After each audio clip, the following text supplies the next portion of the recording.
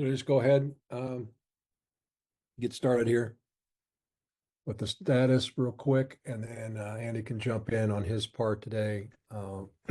So we actually, this is the end of sprint 47. I must not have updated this. Last week is sprint 47. It was a 4-week sprint. We've got all these things going through development, and here's our discovery work.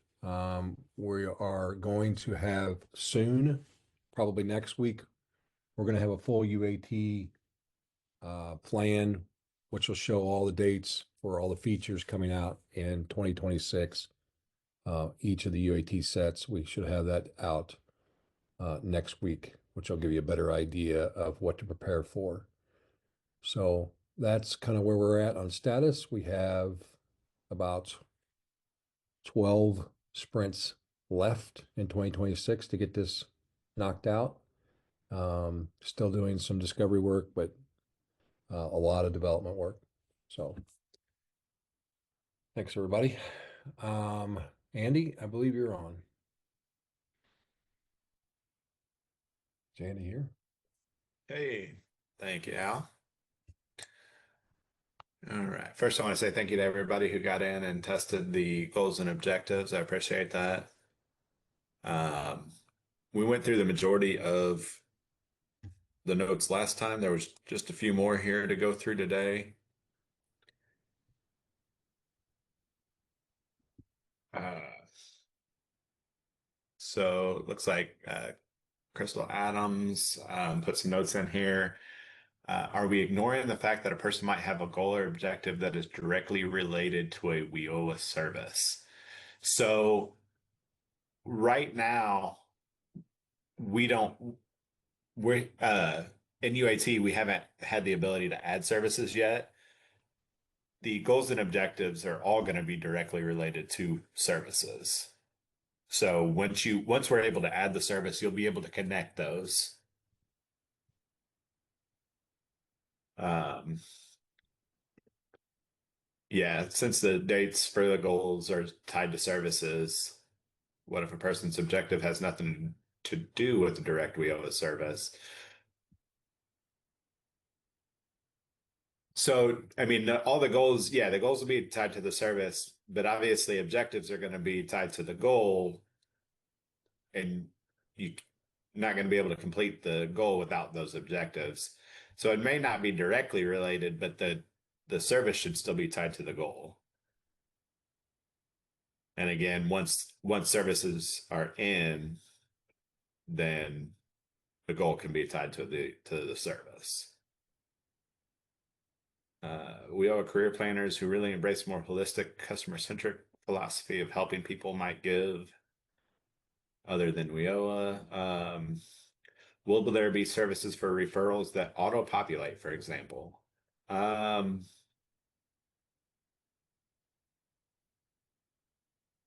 don't believe that we're going to have anything that auto-populates. Al, correct me if I'm wrong there. We're going to have, so you talking about services or goals?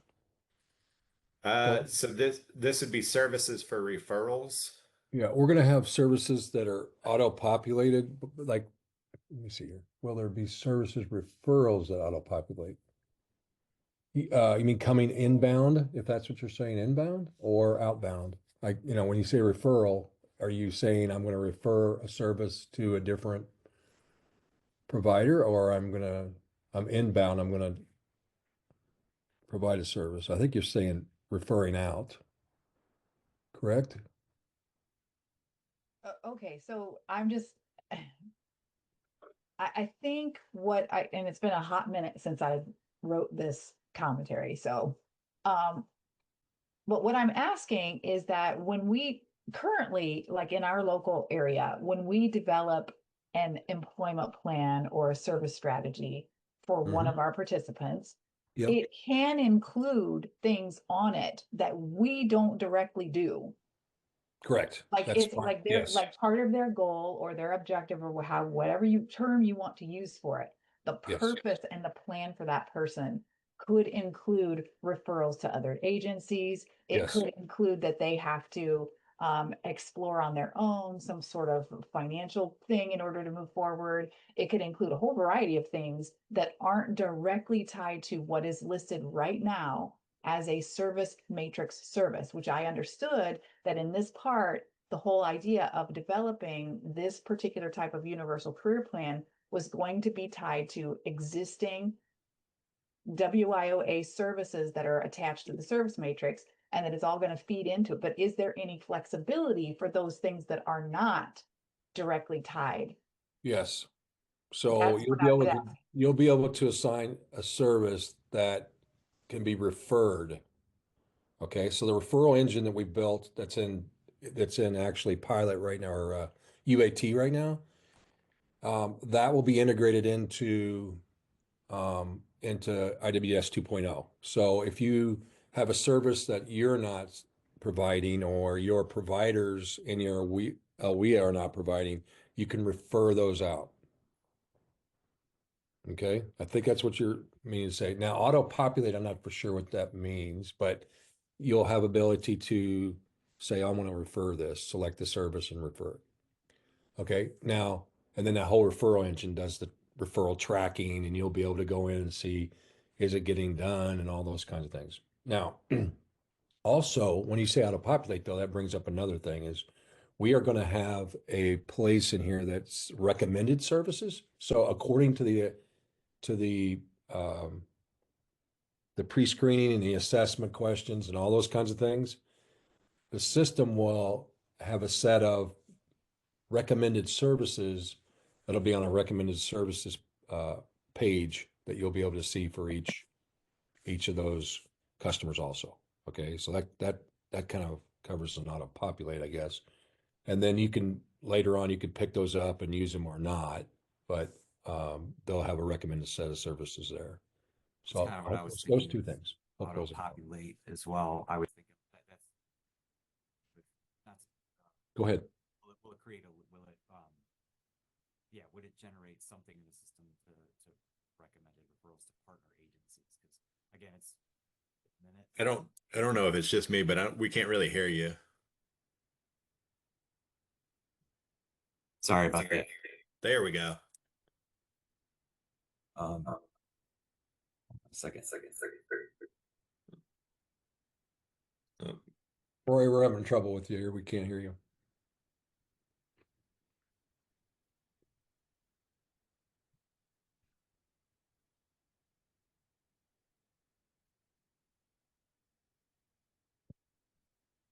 Okay, sorry about that. I was having microphone issues. I can put the question in the chat. Okay. Oh, thank you're you. good now. Yeah, we can Oh, hear you now. okay. Sorry about that. Yeah, I was because it's again, yeah, it's been a while since probably a long time since we were talking about this earlier in some of the design sessions. But yeah, that I couldn't remember if there was a talk of like an Illinois WorkNet or somehow referring to would partner agencies be Yes. be linked to this as well, so like IDES, DHS, public Yep, aid, those yep. kinds of things. So I think that was part of what I was wondering too. Yeah, That I auto think- populate, but would it generate like a suggestion for us to refer to those partner agencies or Yep. something? So, Yes, that's the way the referral. The referral, the build out of the referral engine is in test for the next 4 weeks, and then after that point, we will integrate that into our services side. So that you don't have to go out to another app to do a referral. You'll be able to just do a referral right there where you're adding services. oh, great.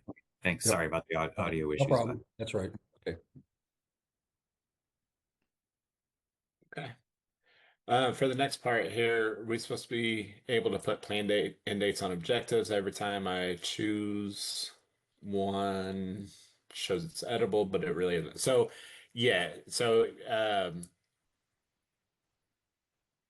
if you start a goal, or I'm sorry, if you start an objective, then the goal must be in process as well, or in progress. You cannot have an open objective without having the goal be open as well. Just like you can't have the goal open without an open objective.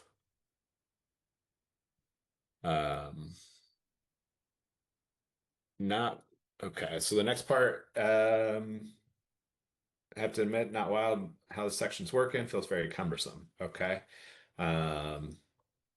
Understand standardizing goals and objective choice, but everything's so separated. It feels like an effort to capture the work with the clients, more than an effort to serve their needs. Okay.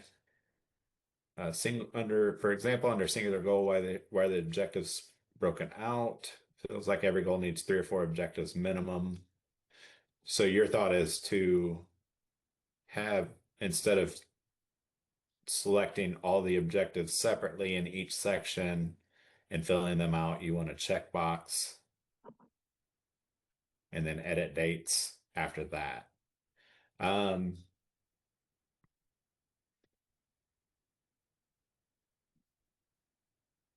Okay. Is there any more, Crystal, is there any other piece that you want to talk about that you can think about there?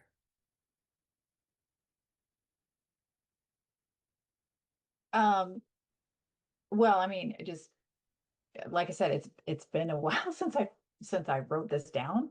So I'm thinking back to how I felt when I was trying to put it in there, and it did become a situation where I found myself skipping over objectives just to get on with it, to get through the career plan, to get the whole thing set up. And I don't think that that is what the goal was, especially if you're serving, and I don't know what anybody else's thought process on this. It's a great to have stuff standardized so that you can pick and choose, but to sort of be forced into picking objectives for every single goal seems, I mean, I question then what we're classifying as goals and objectives. Um, and then even while I was doing it, I had a hard time at the beginning trying to figure out how to add the objectives to an existing goal. So the path to do it seemed like it was hidden. That's the next comment that I made. It was kind of wrapped up in that too. So then it just got to the feeling like it was more cumbersome than it needed to be when it's supposed to be streamlining and helping. And I was also the next point there too, really surprised that under the training thing, there wasn't an objective that involved communicating with career planners about their progress. I was like, well, where is that? Because that's like a standard. Anytime you put anybody in any kind of schooling, you want them communicating with you about the progress that they're making. And I didn't see that. So I just the whole thing was just, I was not super excited, I guess is what I'm saying. So that's what I can remember. To that to that point, I just want to better understand for that last part. I mean, is that a typical objective that is planned for them to, for that to happen? You mean like in what we're doing right now? Yeah.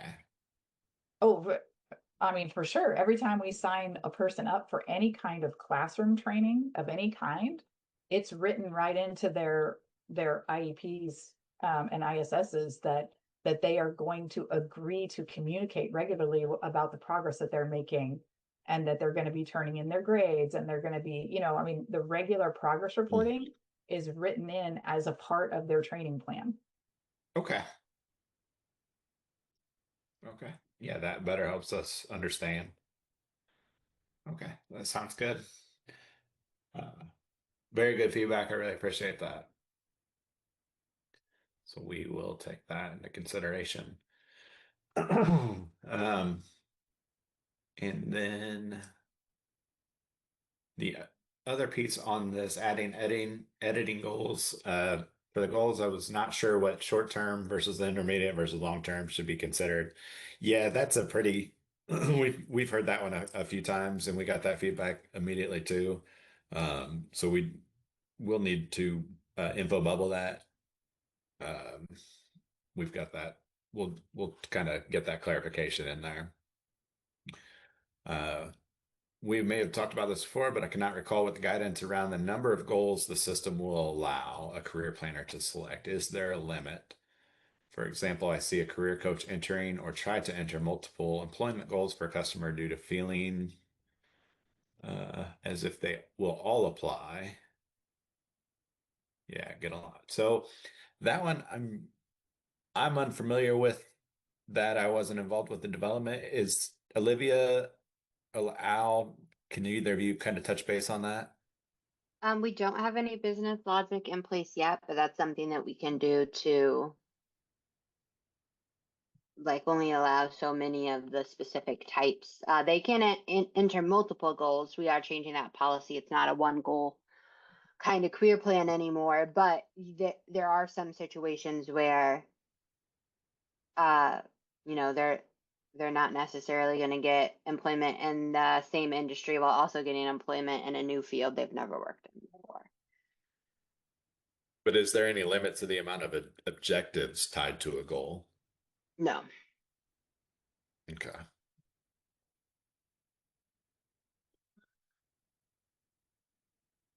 Uh, Toriana, was there more you wanted to kind of bring up about that? Do you feel like there should be a limit? I think Olivia answered it, when she talked about the different type of goals that someone can select, I think could be contradicting. So that's kind of what I was kind of getting at. So you said, Olivia, that there's going to be logic placed in to help prevent that. We will need to kind of define that. We don't have Okay. that yet, but that's something that we can do. Andy, if you can note that, Andy or Laura, working in the career plan area, that's definitely something we can incorporate if we're worried about that. Okay. And then, yeah, the other thing was just about the number of goals that can be there. So you're saying there's no limit currently on the number of goals. I'm not saying it'll be a problem, but I can just, sometimes I hear from my career coaches, they're like, well, they said they need this, and they're just like sometimes going through checking everything that they they feel can apply, and I just can kind of see it being a little cumbersome. Yeah, currently there is not a like cap on the number of goals or objectives that could be added. We could provide guidance on the page though.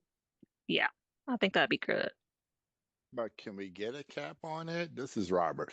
Because yes, we want to do the service, but why we put in all of this pressure on the career advisor and the client to give us 20 goals or 20 objectives? We should have a strong enough structure where you're going to set up something that is meaningful. Have a limit, because once you start building up all this, you know, everybody on this line know they're not going to complete everything. And what are we trying to get? We don't want to be overworking it for something that's not going to get completed. So I think we should, in this system, have some kind of cap where, okay, you got enough. And that's just my thought. I leave it open to the audience. There's the ability to take career goals and objectives off and say discontinued because your customer is not going to get to them. But the career plan's a living document. You don't have to add every single goal and objective up front. You can, as you're working with that customer, goals and objectives will change. And so it should be an ongoing process. That does sounds good. Yes, I agree with that. We don't want everything just to be upfront as you working with the client and you see changes. Yes, that's when we need to do it. I agree with you, Laura.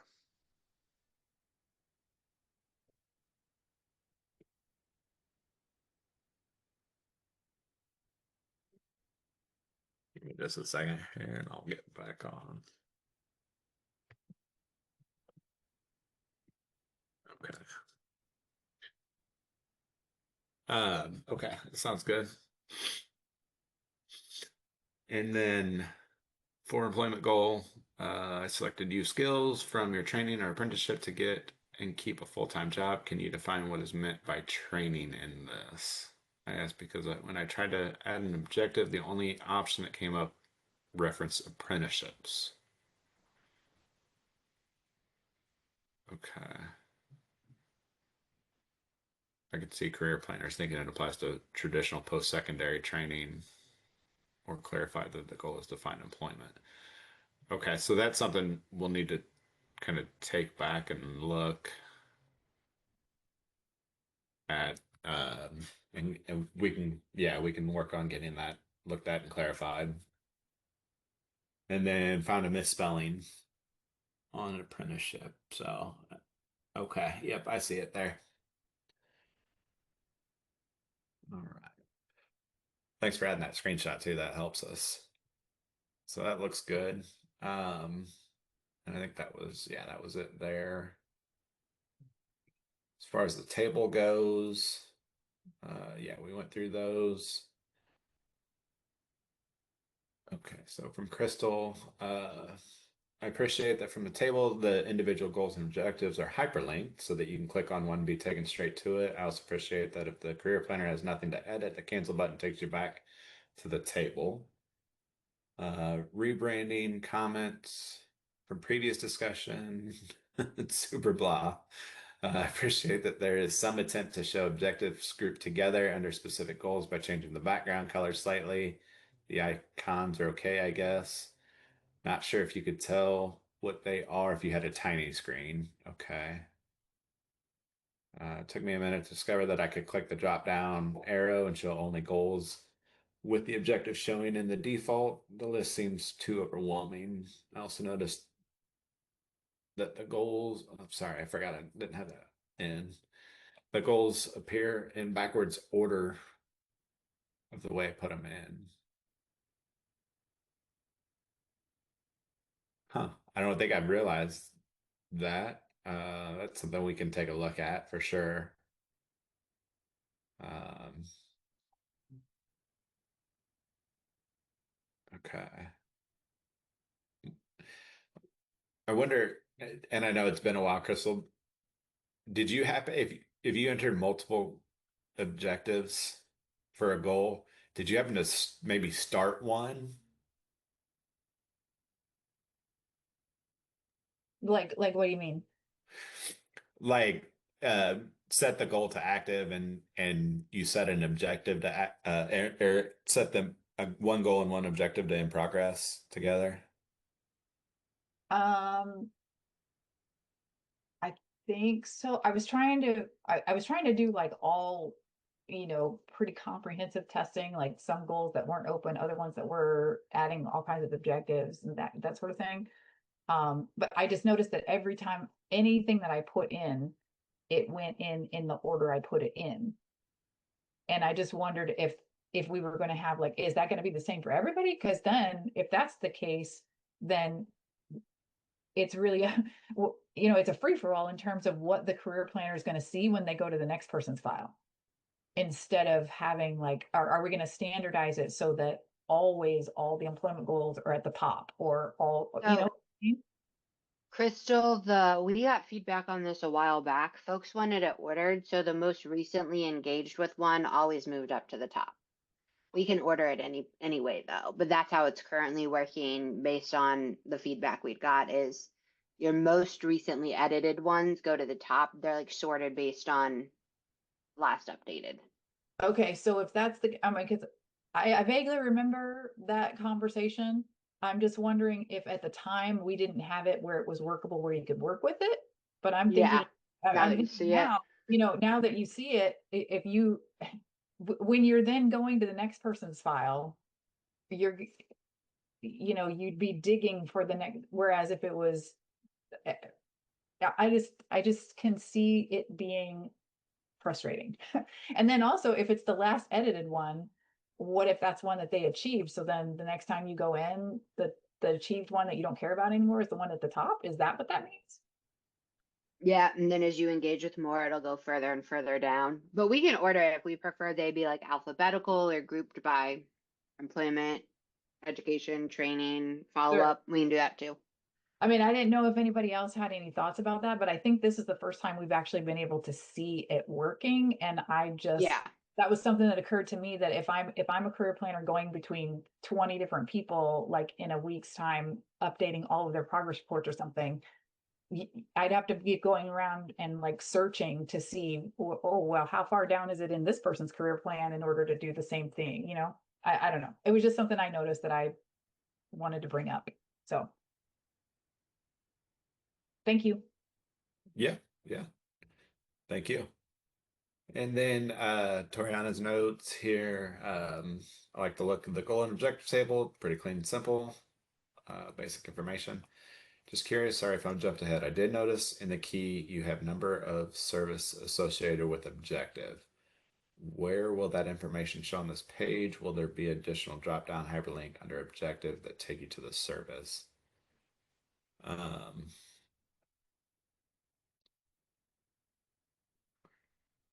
So I just placed a, hopefully I don't know if you can pull it up, but I placed a screenshot of what I was kind of referencing Yep. there. So if you see kind of there's a key at the top there where it shows you the icons of, I think it says goals, objective in the middle, and then it says number of, what does it say? Number of services associated with the objective. I just didn't see that anywhere in the actual table. So I was just curious, kind of, is that going to be hyperlink where you then can click to? I just wasn't sure where that was going to be listed, or if there was a plan to list it anywhere on the key. Does that make sense what I'm asking? Yeah. Okay. Yeah, I think so to me. But I'm gonna need to defer maybe to Olivia again on that. I'm not sure what their plan was on that. And she's Sorry, struggling to come off mute. Can you repeat the question? So, in the key that I put on there for the goals and objective, there's like a Mhm. key where it kind of shows you the Mhm. different icons. I like it, but you can see the correlating goals, the objectives, but then I didn't see anywhere where the number of services associated that particular key was listed. Yep, Is there a that's plan to list it? coming. Okay, Yeah. that's what I thought. Okay, perfect. yeah. I assume, but I wanted to defer just because I wasn't sure 100%. Okay. So that's all the notes we've got back on here. Thank you again, everybody, for testing. So we will take those notes and take a look at what we can do for you.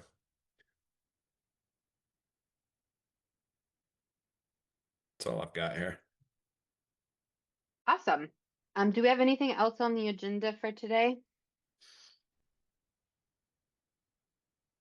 I see Kelly T's on. No, Someone I defer. had, Oh, I okay. had an item there, Olivia, but I took it off because I still got to update that requirements document from my thing yesterday. So Okay. that'll come later. Thank you. Did you want something else on this? Did you have? Yeah, I Okay. see Rory has his hand up, and I do have an item I can I can bring up. I have got together based on some meetings I had earlier this week. Go ahead, Rory. Oh, thanks. I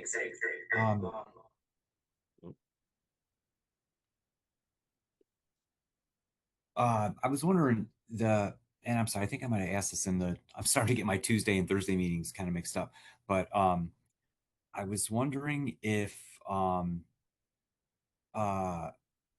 the UAT environments for these for each cycle for these functions, I would understand it would understandably that they may need to be kind of like taken down to do work on them, but I didn't know if they remain open, if we are able to still access them, because when it has been a while since we've done the feedback on it, I was going to actually open like two screens and maybe kind of follow along with the comments when we have these meetings on Thursdays, or like go back and say, oh yeah, that is something. Or when you guys answer a question and say, oh, this is gonna be something we're gonna change, then I can kind of go back and see it. So that I was just curious if the UAT environments for each of these things we're testing, if they remain open, or Yes. is it okay to log back in and continue to kind of Yep. play around with them? The UAT environment will stay open, so you can definitely get in there and mess with that at any time. I believe before the holiday break, I had mentioned we are getting ready to do a big database update. I believe, Al, correct me if I'm wrong, we're getting ready to go to stage with that this week, but then we'll be pushing that with our next UAT push. Yep.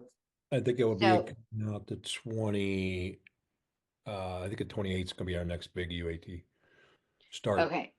So when we push this to UAT, the database updates we're doing, which will be in the next day to week, it will clear out the UAT database. So if you have test customers built, all the test data will go away.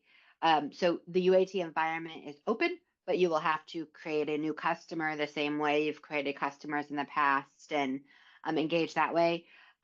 We have to set up applications on the back end. So we do typically, after we do a database push, we have our QAs go in and create some test customers with test applications, because that has to be done on the back end. There's not like a UI front end way to open up an application right now.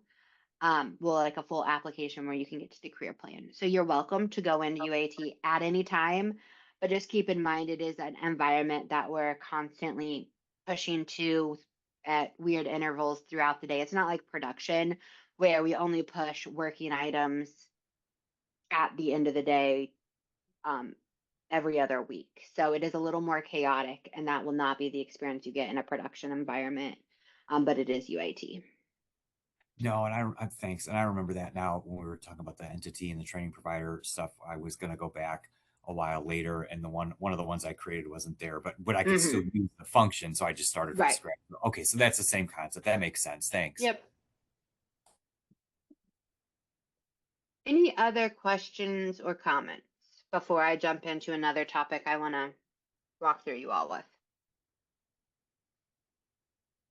All right. So I met earlier this week with the state, and we talked about a training assessment. So we've been working on the getting started assessment. This is kind of our initial comprehensive assessment. We're at a good place with this. We want to get some stuff on some screens and then get that out to the field and the future for you guys to kind of look at and test. We're going to start writing stories for this based on all the feedback that we've gotten, and we're still squaring away a few things because we have an updated interest profiler we're working on that's going to be integrated with that as well. But the other assessment we had defined is a training or education assessment. So we're still like working on the name, but essentially, whenever a customer would trigger training, whether it be they have a training related goal, or we're also considering this for OJTs, they would trigger this. So before I jump into it, I want to give context to where we're at in the process. So the customers have completed pre-screening. They've either come through the self-service entry or they have a 2.0 profile and were invited to do a pre-screening that way. They completed it. Yes, I should put yes there. Yes, they triggered potentially eligible and moved on with the application. Then are they doing it on their own or with somebody? There's just an extra informational step here. Program track. So they completed the application. Did they trigger eligible? Depending on youth or dislocated worker, the tracks branch a little differently here, but they all come back to the same place. So we're going to go down the adult dislocated worker. Did they customer trigger eligible? Yes. So they complete eligibility certification. Once that's complete, they do the getting started assessment and then build that initial career plan, and then they can begin enrolling services. So they have started their first enrolling service. And does the customer have an education or training goal? So I've further defined those further down on exactly what that is. But essentially, they trigger in the system that they're going into education or training. So then the system is going to then trigger, hey, you say they're going into education or training. They need this education or training assessment. We'll only trigger this in the appropriate circumstances. We're still defining the actual triggers.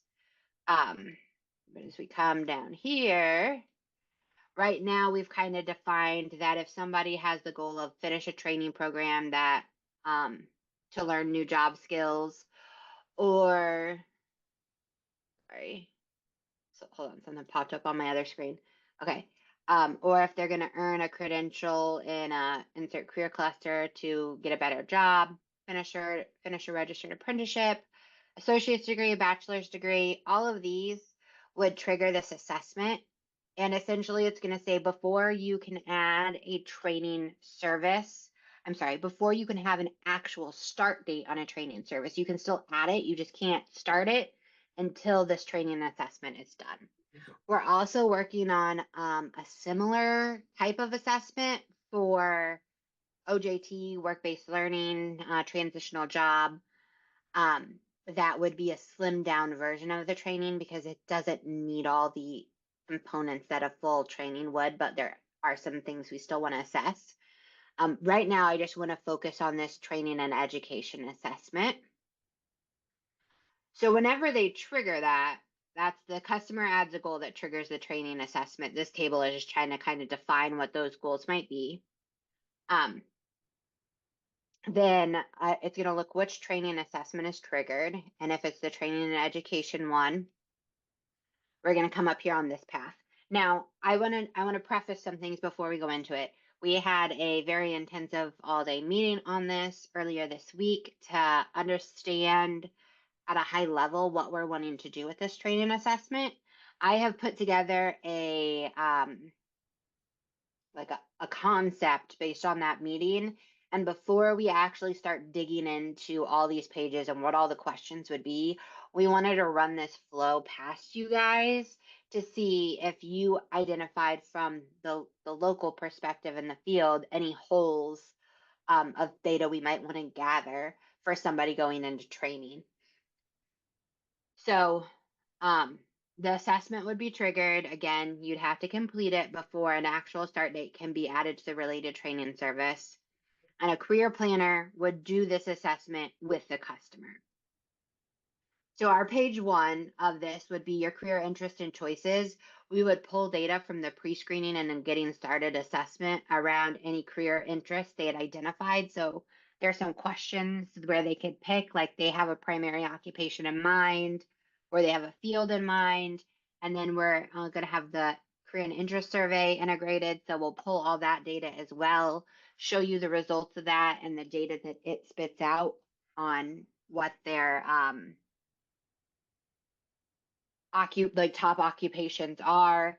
And then all of these will be linked to the career one-stop day in the life page. So not only for customers who need more information, they're going to get all that, be able to explore all that. And a conversation would be had around occupation, like what is their end goal occupation, if they haven't already identified that, and they would set that primary occupation. If it's already been set, we're going to make it very easy to ensure that we're confirming, yeah, that's still the right one, with the ability to change it if at this point we start having more conversation in it and things have changed, or they realize they've looked at the day in the life and they always thought they wanted to be something, but after understanding it, they're like, oh, never mind, we need to pick something else. And then we want to we'd have some career planner specific questions, like are there any restrictions around this occupation? Like if you're, going to be a long haul truck driver, there might be some, driving restrictions that have to be met in order to do this.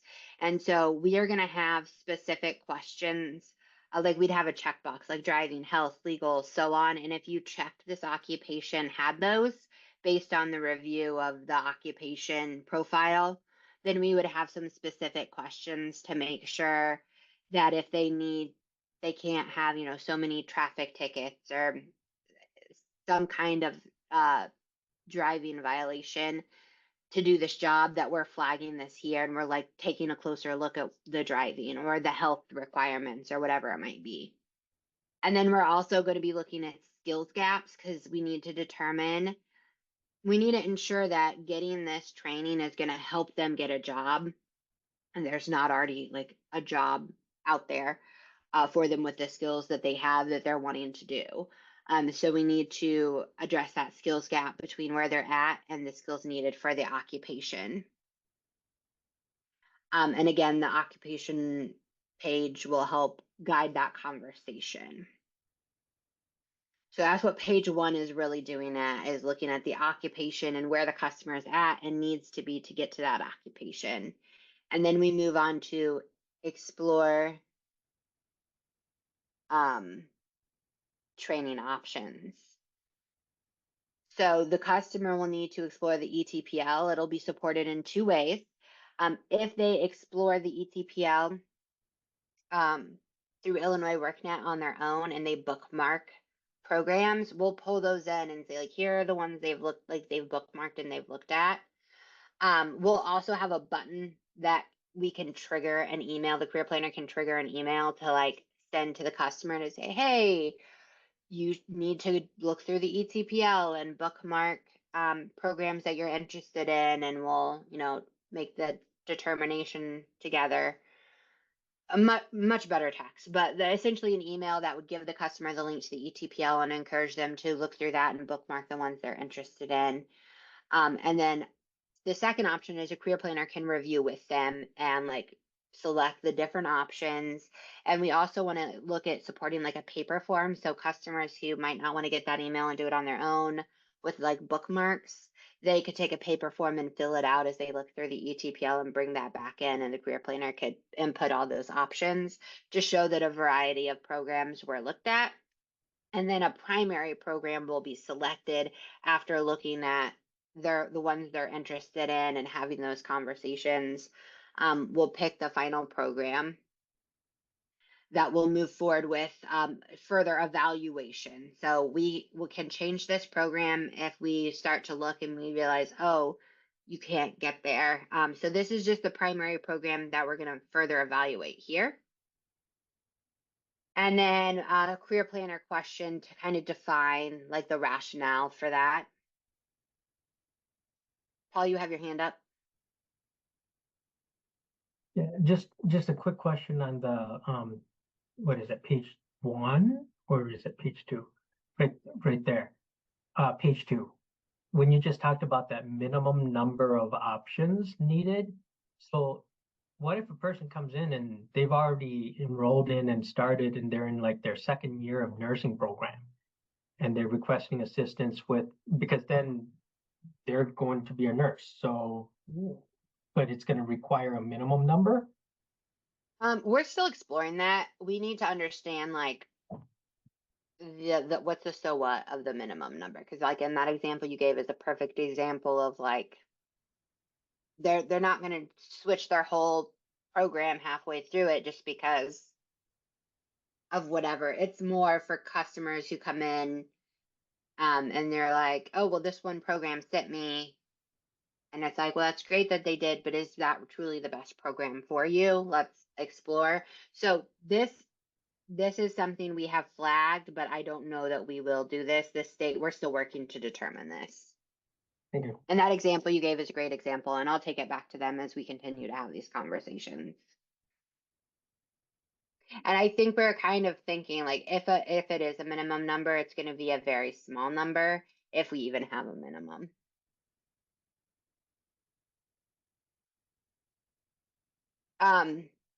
The third page is training fit and local job demand. So this is essentially going to ensure that the training aligns with the occupation and pulls in the demand occupation search and just like shows the demand based on everything selected. So that if we are, because they have to be in the in-demand occupation list. So we're just confirming that here. And this is more of a career planner driven page here. Then check reading and math requirements. So we'll look, does the customer meet any of the exceptions to the reading and math assessment?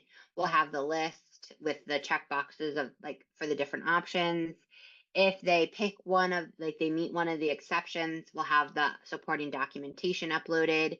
If the customer does not meet the exceptions, then the will require one of the approved tests outlined in policy will be required. So that assessment, you would add that there. And then we'll have special notes. So if someone's flagged that they have trouble with English, we'll show text to remind the career planners that they need to administer the approved English language learner assessments that are defined in policy. And then if a customer identified they need an accommodation, we're also just going to, as a reminder, bring that up here. We know the type of accommodation they need. And in the getting started assessment, we ask for more details about specifically what they're needing. So we can pull all that information in here to make sure that they're getting those accommodations for that assessment.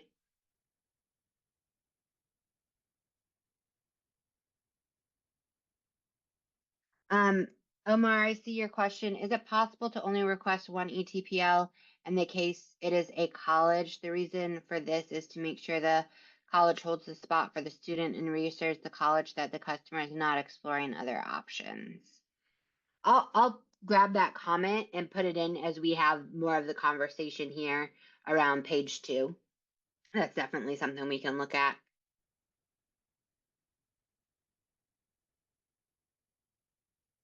Page 5, we're going to be plan your transportation for training. Again, this is just a rough draft based on the conversation we had, so some of these titles might change. But this will take a closer look at how the customer is going to be getting from training. So we're going to pull in a lot of intake data that we have on how they will, like the types of transportation they said that are available to them. Like originally you said, this is how far you'd want to travel. This is how far it is to the program. Is that gonna work? Are we gonna need to provide supportive services for transportation? All that will be assessed on page 5. These next couple of pages here are kind of similar. Then we're planning for childcare and family support. So if they triggered for childcare or dependent care previously, we're going to take a closer look at this. It'll work similar to the getting started assessment where we'll say something like, we see you do not have any childcare family support needs, with an option to turn that back on in case you learn later down the road something changed. Maybe there's a baby now, or somebody's pregnant, or an adoption, or now have a dependent care because of a family situation. You can change those at any point as we're moving further into the process. But this is where we would be looking at that and identifying any support they might need in this area, and that they're going to be able to participate in training. And then we have your review your income and budget. So we're going to pull in income information identified during intake, and same thing, assess that. And then we're also going to have the customer complete a budget worksheet to make sure that they're going to be able to financially support themselves through training, or if not, maybe we need to look at helping them get a part-time job, getting that figured out as well. And then understanding the training cost and financial aid. We're going to pull the full cost selected from the training program. We'll also pull data from the selected program related to the financial assistance that program said was available. And we'll ask some questions here if they've ever applied for FAFSA, and if they have, what types have they ever received, and if the customer wants help applying for FAFSA at all. So here's where we'll talk more about how we're going to get all the training paid for with the WIOA support. And then the final page is the summary and the training approval. So we'll pull in a summary of all the information we'd previously learned. And then the career planner will have a text box to provide comments and recommendation. And then like a button at the end that says the training based on the assessment, they're going to approve or deny moving forward with training. And essentially the system will be looking for an approval, and that will have the assessment marked complete in a way that allows start dates to be added to training services. We'll have a similar one that I'll go over with you guys next week, and we can we'll talk about it now, but we'll think about it a little bit, and we can talk more on it next Thursday too. But I need to put together the OJT version, the work experience OJT transitional job version of the assessment down here. So that is in progress. With that, I'm going to pause, and I want to open things up for question and answers. Policy, you have your hand up. Yeah, just a question on the final page there, 9 or whatever it is for training approval. So like, so on that page 9, that's actually saying, hey, this customer has requested this training. So we went through, all 9 pages and we're approving that training and now we can pay for it, right? Yeah. Okay, so in that aspect of it, like, where does, in this assessment, does stuff like identifying MSGs and credentials and things like that for the training approval come in? I'm not sure what you're talking about.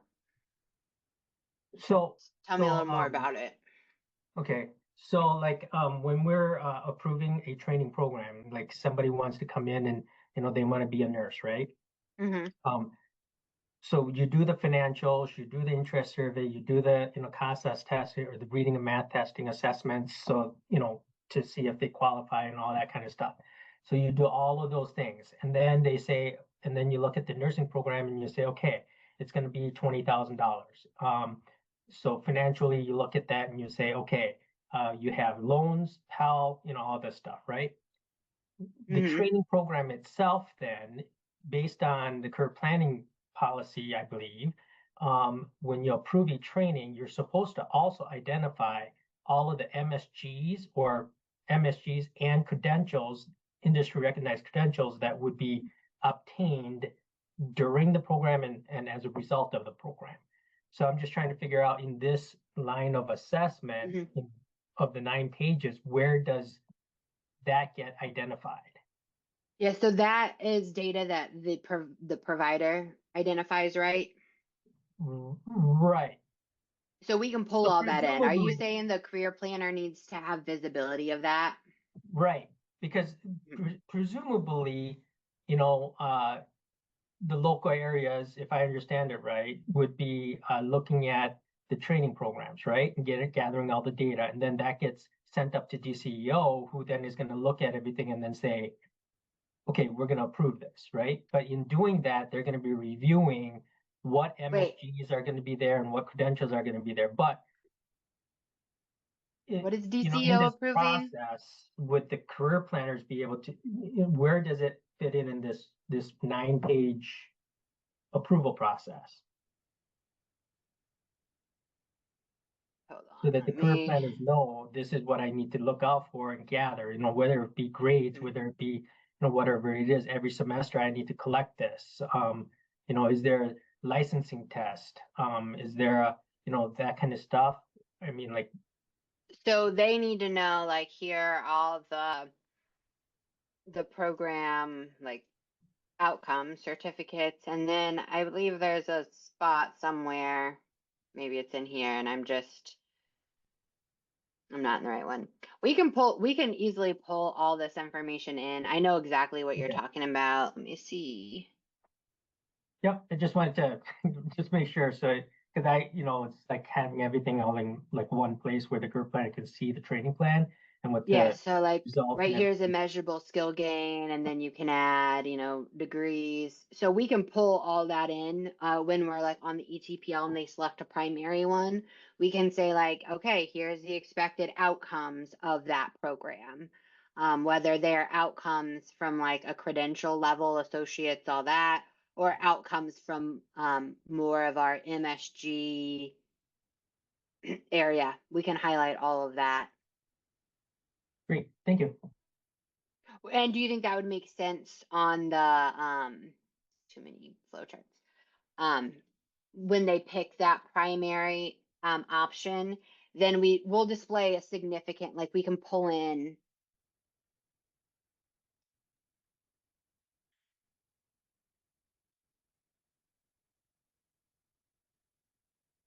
we can display information such as outcomes and stuff like that. Oh, that'd be great. Yeah. Because I mean, like even right now, I know the new systems can be a little different, but like right now, it's really difficult sometimes to identify, well, okay, is it a certificate program or is it a certification Mhm. program? And is it an actual certification? like where you get a certification number and card by a third party, industry recognized entity, or is it a quote unquote certificate of completion that they're calling a certification that didn't have any exams to it or anything, but it's just for completing the training, right? All those kind of things. So it might help to reduce confusion on what career planners can identify as MSGs and credentials and all that kind of stuff. If I can jump in. So, Oh, go ahead. Sorry, I was just going to say, I think part of that should be covered, in new understanding and technical assistance we'll be providing for all those that approve programs to make sure that stuff is clear so that when you look at a program, you already know whether they give a recognized credential or just one of those work readiness credentials. And if all they have is work readiness, they're not going to get the program approved. Now, maybe they give both. But again, I think somewhere in the description from that program should be identifying what the outcomes are, including MSGs. Didn't want to overlook those, and make it easier then as you're working through this with the the participant to say, okay, so this is the outcomes here, and you might say, I understand you really want to go to this training, but when we look at the outcomes, they're not really all that great because all they're doing is giving you this or that, and they're not giving you what is really needed to get good employment. I know it doesn't totally answer your question, Paul, but I hope that as we move forward and have a different, look at ETPL in general, we can do a better job of getting good programs onto the ETPL.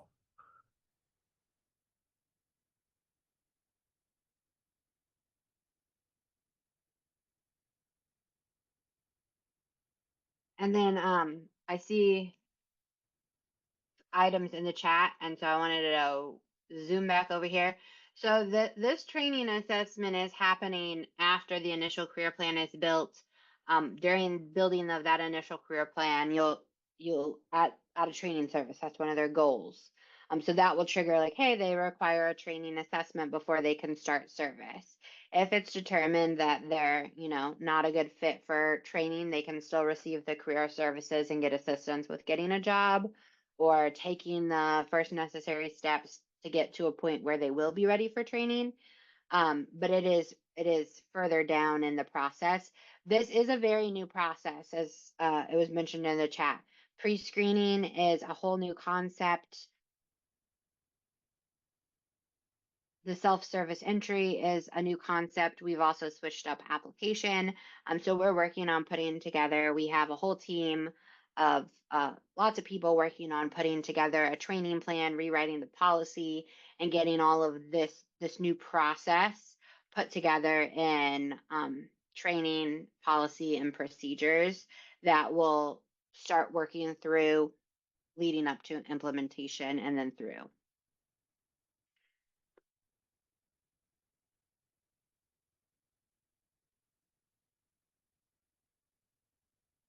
Any other questions, comments? I think, Olivia, I just wanted to ask, during all the conversations of it, because I think we've all been pretty aware since we started this development part that there's some general confusion about what's pre-screening versus what is actually assessment and, all that stuff. I'm still a little fuzzy on that myself. But during this discussions, is there also somebody chiming in from a performance standpoint Yes. as far as like where the certification falls? Because right now, of course, you have, I think it's pretty common that most places or you're doing some sort of eligibility, suitability type of assessments before you're certifying anybody, and you have a pretty good idea before you ever get to that point. This person is, eligible and suitable to move forward, or they're not, or they need to be referred elsewhere, whatever. And because the certification happens when it does now, that also impacts your performance outcomes, that you're not putting people in who you're going to be on the hook for, who are not realistically going to be able to move forward. But by flipping it around this way, is there input coming in and as far as that goes too, as to where the timing of all this is, because I'm certain that nobody across the state really wants to have performance outcomes be dismal because we're certifying everybody and we're on the hook for them when we find out later that they aren't suitable for training at all. Yes, and we do have performance folks from state and local areas that we've had in back and forth discussions with this. It is a fine line between performance and customer service, because we do want good performance, but we also want to make sure that we're serving the customer in the best way that we can while streamlining the process for them. So we're making sure to have those conversations with the performance folks while also making sure we're meeting the federal requirements of when we need to be doing the eligibility checks and moving people into the program, and not creating undue constraints on them because of performance. There's some Tegels out about that we're working with as we balance performance and then the customer centered design. But we've definitely had some performance representation in these conversations from a couple of different levels. I don't know, Mark, if you want to talk any more on that, or if you're comfortable with what I said for how we're kind of juggling. Yeah, no, I agree. I think, there are certainly more conversations that'll happen over the next months, but, we've been involved in, as you said, you've worked with some other locals. And your original point of, we have to serve these people. It's one thing to serve them, get them in the program. It's a lot easier to determine someone's not suitable for training. I mean, we don't want to be judging people going into the program saying, well, we don't think they're going to get a job, so we shouldn't enroll them.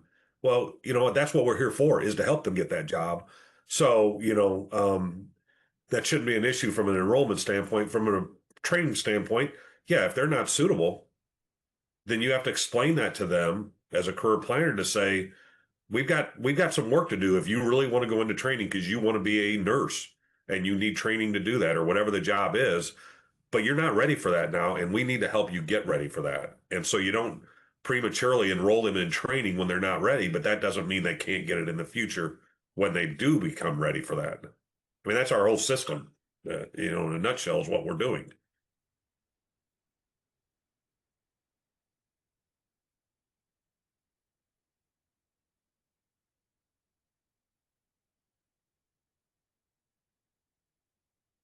Sorry, I'm answering a question in the chat.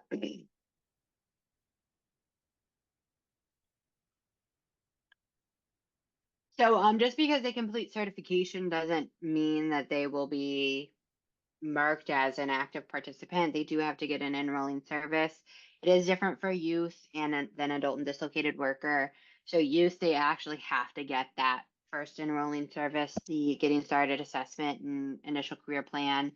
Those are all non-enrolling services. But for adult dislocated worker, once we have done the full getting started assessment, it will trigger that comprehensive assessment service automatically by doing that. And so that'll be made clear too in the training. And we can have our mural and kind of have like lines like, so for right here, we're really looking at getting the documentation to know if they're eligible. And then here we're really looking at determining eligibility and confirming that. And then here is where we start actual, like they're going to become a participant. So we can create some visuals like that to help career planners be able to see when they're in this process, kind of what they're triggering through each of these steps. And we'll have statuses too, so the customers won't trigger as active participants until they hit that, and they'll know they're moving into that status.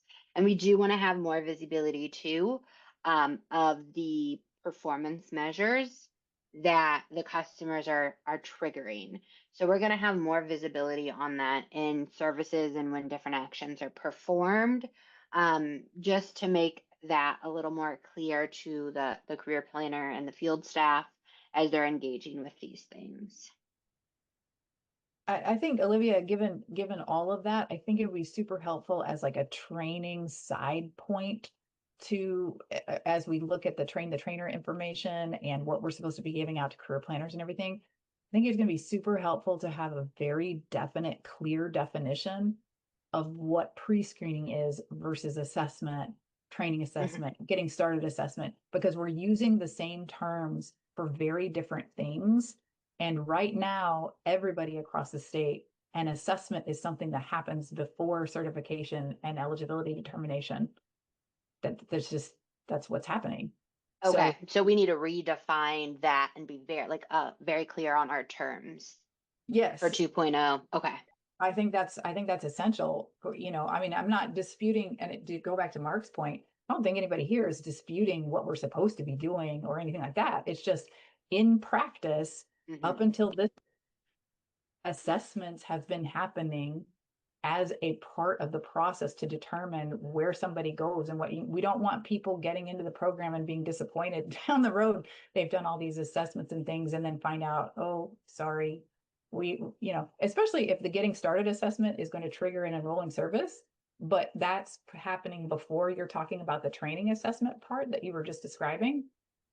Like that's the point I was trying to make about performance impact and certificate and all of that stuff. Like it's all, I understand it's all a big tangle, but breaking it apart and moving the pieces around, there are unintended consequences that we need to be super careful about.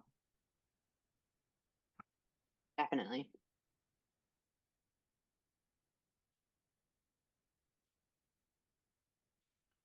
Well, let me ask a question then with this process here.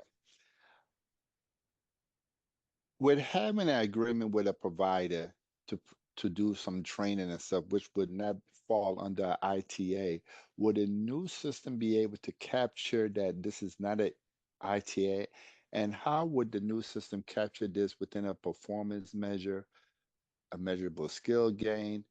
Would there be a mechanism to make sure that is also captured? I just want to make sure it's there, that we don't forget about, when we have agreement with a provider and stuff to do training for a particular amount of client per se, that we had the right mechanism in IWDS 2.0. What's your thoughts?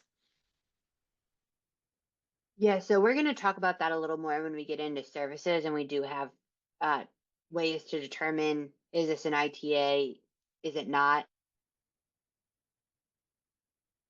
with within how performance is calculated. So what determines who goes in the numerator versus who doesn't, who goes in the denominator versus who doesn't.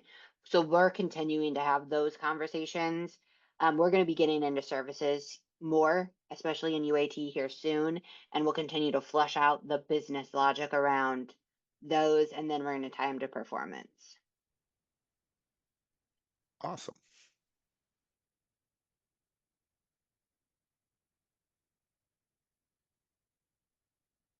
Any other questions or comments?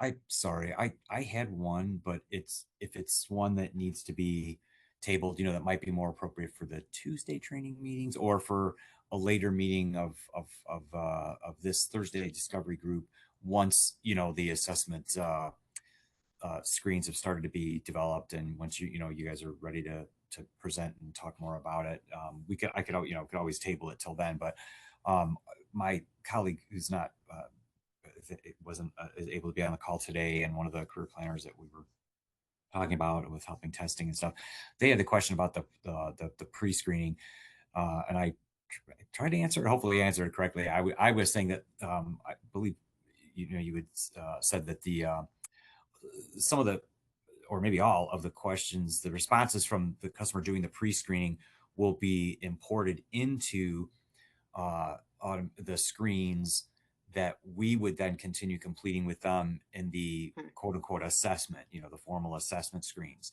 But they had asked, like, well, if, maybe a customer comes in, job seeker comes in, and a career planner just happens to be free and they're in the resource room, and they, hey, come and sit, come sit down, let's talk. And they say, hey, why don't we just kind of start doing things, you know, often that happens as well. I'm sure in other areas, all areas, is that sometimes these things kind of organically just happen where, you know, you're kind of already having a dialogue with them and you're gathering information and asking questions that are going to be pertinent to assessment screens and like what their goals are and all that. So if you're kind of gathering, sometimes you can enter these things kind of piecemeal, take notes on them. So the question had come up, like, would a customer have to do a pre-screening, or and this would probably be the exception, maybe not the rule, but in those cases where they could just sit down with someone, or an intake is going smoothly and quickly, and they go right into the assessment. Is it possible for a career planner? Will it be possible for them to start completing the assessment screens in a customer's application build without the customer having already done the pre-screening? Does that make sense? Like, can they just start? A customer has to have a pre-screening. We don't have a workaround through that. But we're working on building the assessment pages so that you can like skip around. But we will require that they have a pre-screening. All that data passes through application. They do have to have their application and it's certified. And then again, they can kind of allow all that data to pass through, and then it keeps passing through to the getting started assessment. Okay. But the pre-screening, there's nothing that says that, you know, a career planner can't sit down, like I said, in that kind of situation I described. They could sit down with the customer and help them walk them through the pre-screening, all right? I mean, they could do that together. Yep. Okay. So that is where this start intake process button in the customer profile, a career planner would just start that and then send the customer link to do it on their own, or complete now with the customer. Okay. And they would just, they could just sit down and go through that. And if it is going good and smooth, they go through that, go straight through the application, and they could even go right into the certify. Like when a career planner goes through the application, at the very end, if they have everything filled out, they'll be given the option to just certify right then and there. If it's a customer, obviously they can't certify their own application, so they'll be told to go meet with a career planner. So they could move straight into certification and then into doing that assessment. Oh, okay. Yeah. So they could, and if time does run out, I think as we were doing the testing for the pre-screening in the previous weeks, I think they can save their progress, right? And then they could continue later on their own, or come back and continue with us. Like if they only get through maybe half of the screens, and we say to the customer, hey, you know, now you got a good idea of the kind of information that'll help us serve you. But, you know, we're out of time, but, you know, hey, you can go to the resource room, use the computer there, or come back, you know, if you need more help, but you can continue. They can pick up where they left off and just complete it on their own. We can send them, like if they did it with their career planner, the career planner can then send it on to them to do on their own, or schedule another appointment and come in and finish it. If somebody who's like, I'm not touching a computer. But yeah, right here it saves. We're still working on building this, so it'll say like this one's in application status. Oh, cool. So it would, you know, say 30% of the way done. Whatever it is. This box, once they've started, they'll have like a little ticket here for that, where they can just continue where they left off, and it'll move through the whole intake. Got it. Thank you. Thank you.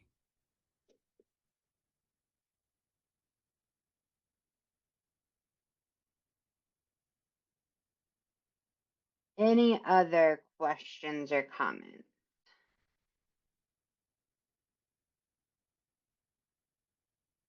All right. Well, so for next Thursday, I would like to, as long as time allows me to build this out, which it definitely should, I would like to talk a little bit about the version we would see if they were to trigger for just like an OJT, work experience, or transitional job, a pared down assessment that they would get for that.